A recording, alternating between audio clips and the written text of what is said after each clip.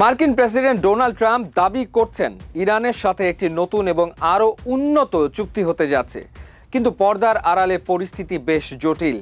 একদিকে যুদ্ধবিরতি বাড়ছে, অন্যদিকে ওয়াশিংটনের দাবি ইরানকে সব ধরনের ইউরেনিয়াম সমৃদ্ধকরণ বন্ধ করতে হবে, কিন্তু ইরান বলছে তাদের লক্ষ্য শুধু বিদ্যুৎ উৎপাদন।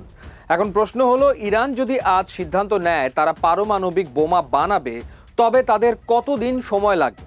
আজকের ভিডিওতে আমরা বিজ্ঞানের জটিল অঙ্ক আর ভূ রাজনীতির সমীকরণ মিলিয়ে এই প্রশ্নের উত্তর খুঁজব। পারমাণবিক বোমার মূল জ্বালানি হলো ইউরেনিয়াম। প্রকৃতিতে পাওয়া ইউরেনিয়ামের 99.3% হলো U-238, যা দিয়ে বোমা বানানো যায় না। বোমা বা বিদ্যুৎ কেন্দ্রের জন্য দরকার U-235। এই বিরল অংশটুকুকে আলাদা করার প্রক্রিয়াকেই বলা হয় এনরিচমেন্ট বা সমৃদ্ধকরণ। 3 থেকে 5% সমৃদ্ধকরণ বেসামরিক কাজে বা বিদ্যুৎ কেন্দ্রে ব্যবহারের জন্য। 90% বা তার বেশি একে বলা হয় ওয়েপন্স গ্রেড বা যুদ্ধাস্ত্র তৈরির মান। ইরান এখন 60% পর্যন্ত সমৃদ্ধকরণ সম্পন্ন করেছে। এখান থেকে 90%-এ পৌঁছানো কি খুব কঠিন? আপনি হয়তো ভাবছেন 0 থেকে 60% যেতে যদি 5 বছর লাগে, তবে 90%-এ যেতে আরও অনেক সময় লাগবে। কিন্তু এখানেই টুইস্ট। MITর অধ্যাপক টেড পোস্টলের মতে ইউরেনিয়াম সমৃদ্ধকরণের কাজটা লিনিয়ার বা সরল রৈখিক নয়। প্রাকৃতিক ইউরেনিয়াম থেকে 20% সমৃদ্ধ করতে সবচেয়ে বেশি শক্তি ও সময় লাগে, কিন্তু একবার 60%-এ পৌঁছে গেলে 90%-এ পৌঁছানো স্রেফ কয়েক সপ্তাহের ব্যাপার। প্রাকৃতিক ইউরেনিয়াম থেকে 60%-এ যেতে লাগে প্রায় 5000 SWU, কিন্তু 60% থেকে 90%-এ যেতে লাগে মাত্র 500 SWU। সহজ কথায় যদি 1 থেকে 100 পর্যন্ত গুনতে হয়, তবে ইরান এখন 95-তে দাঁড়িয়ে আছে। প্রফেসর পোস্টলের মতে এই শেষ ধাপটি পার করতে ইরানের সময় লাগবে মাত্র 4 থেকে 5 সপ্তাহ। ইরানের পরমাণু অবকাঠামো এখন মাটির গভীরে সুরক্ষিত টানেলে। পোস্টল জানিয়েছেন, একটি আধুনিক সেন্ট্রিফিউজ ক্যাসকেড বসাতে একটি স্টুডিও অ্যাপার্টমেন্টের সমান প্রায় 600 বর্গফুট জায়গা লাগে। এমনকি একটি হাইব্রিড গাড়ির ইঞ্জিন থেকে যে বিদ্যুৎ পাওয়া যায় তা দিয়েই 4টি ক্যাসকেড চালানো সম্ভব। এর মানে হলো, বাইরের কোনো দেশ যদি ইরানের ওপর হামলাও চালায়, ইরান চাইলে গোপনে মাটির নিচে তাদের কাজ চালিয়ে যেতে পারবে।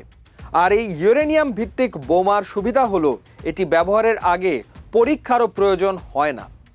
2015 সালের চুক্তিতে ইরানকে 3.67%-এর বেশি সমৃদ্ধকরণের নিষেধাজ্ঞা দেওয়া হয়েছিল, কিন্তু 2018 সালে ট্রাম্প সেই চুক্তি থেকে বেরিয়ে যাওয়ার পর ইরান পুনরায় দ্রুত গতিতে সমৃদ্ধকরণ শুরু করে। বর্তমানে ইরান একটি গুডউইল জেস্টার বা সদিচ্ছার নিদর্শন হিসেবে তাদের 60% সমৃদ্ধ ইউরেনিয়ামকে 20%-এ নামিয়ে আনার প্রস্তাব দিয়েছে। একে বলা হয় ডাউন ব্লেন্ডিং। এটি মূলত আমেরিকাকে আশ্বস্ত করার একটি চাল হতে পারে যে তারা এখনই বোমা বানাচ্ছে না। ইরানের এই পারমাণবিক অগ্রগতি শুধু আলোচনার টেবিলেই সীমাবদ্ধ নয়, বরং এটি মধ্যপ্রাচ্যে যুদ্ধের দামামা বাজিয়ে রেখেছে। গত বছর মার্কিন যুক্তরাষ্ট্র এবং ইসরায়েলের যৌথ সামরিক অভিযান বা 12 দিনের যুদ্ধ ছিল ইরানের পরমাণু কেন্দ্রের ওপর একটি বড় আঘাত।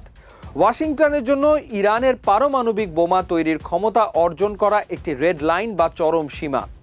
ইসরায়েল বারবার হুঁশিয়ারি দিয়েছে যে তারা ইরানকে পারমাণবিক শক্তিধর হতে দেবে না।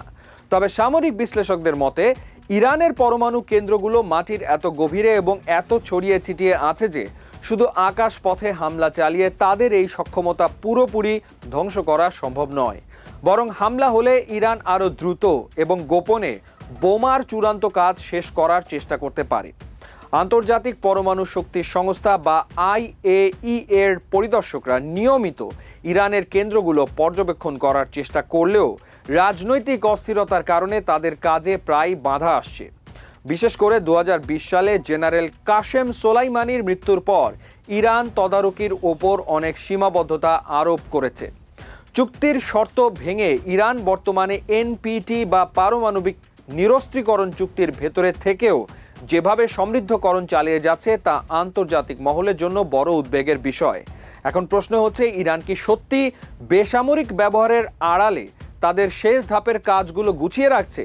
যদি তাই হয়, তবে বিশ্ব হয়তো এমন এক পরিস্থিতির দিকে এগিয়ে যাচ্ছে যেখানে ইরান ভার্চুয়াল নিউক্লিয়ার স্টেট হিসেবে আবির্ভূত হবে, অর্থাৎ তাদের হাতে বোমা না থাকলেও মাত্র কয়েক সপ্তাহের নোটিশে বোমা তৈরির সব সরঞ্জাম ও প্রযুক্তি প্রস্তুত থাকবে।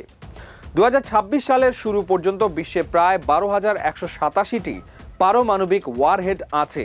ইরান কি এই তালিকায় 10ম দেশ হিসেবে নাম লেখাবে?